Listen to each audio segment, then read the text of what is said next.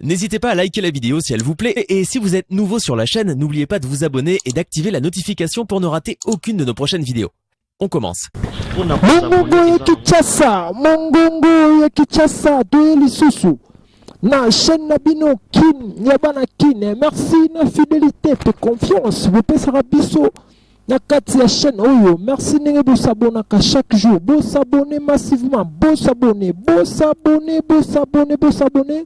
Na chaîne na biso kin yabana kin pour na kozwa ba information ya net pe clair awana Kinshasa eza kubeba Kinshasa eza na mawa Kinshasa ezali kolela Kinshasa ebungisi lisusu motu monene. Mesdames, demoiselles et messieurs, bandeko bozalaka partout na monde entier botalaka biso na kin yabana kin. Après 7 ans, frère Alain Moloto autaki kotika biso 7 ans ngoyo.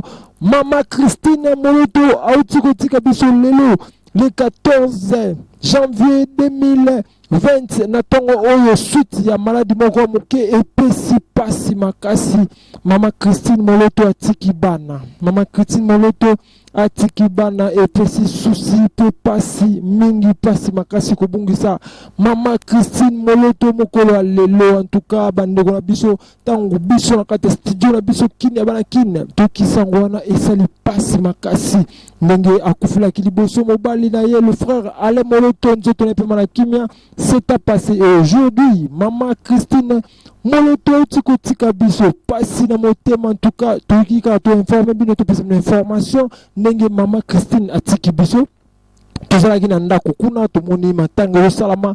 En tout cas ezosala pasi makasi vraiment ndenge tozobungisa ya minene mama atiki bana pasi makasi vraiment. En tout cas pesi pasi mingi nzoto na efana na kimia ba programme nyonso tokopesa bino toujours na kati ya chaîne na biso kini ya bana kini. Bo s'abonner massivement tokopesa bino ba image tokolakisa bino ba exclusivité tokolakisa bino ba image ndenge matanga ezali ko se dérouler na famille ya Maman Christine. En tout cas pasi mingi mes condoléances. En tout cas boya bandeko bo soutenir bana bandeko bo ko rendre bana visite bo ko tala bana ndenge papa Alain Moloto tikaki ye na bana ye pe otiko tika biso seli pasi makasi bandeko na biso ba Congolais. En tout cas tozala na famille to soutenir famille vraiment eza pasi groupe Gaël Moloto frère Atoms, sœur Nadège, Binonyos tout, botika famille. En tout cas, bozana bana bo assister bango vraiment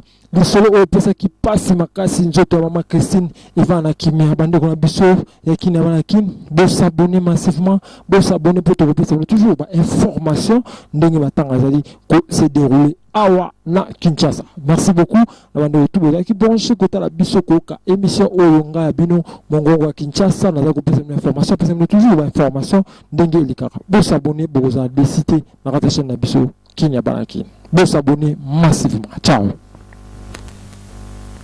Pour na ko s'abonner eza nango facile.